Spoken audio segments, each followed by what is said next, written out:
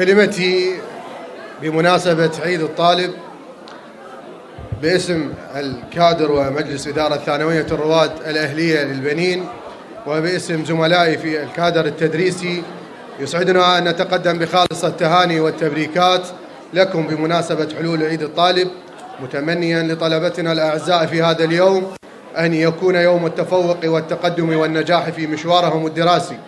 وبهذه المناسبة أحب أيضا أن أشكر أولياء الأمور الذين يتعاونون ويتواصلون مع إدارة المدرسة بما يضمن أو يحقق الشراكة بين أولياء الأمور والإدارة.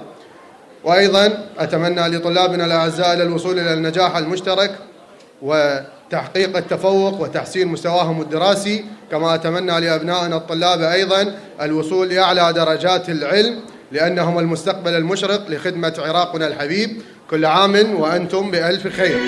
موطني الجلال والجمال والسماء والبهاء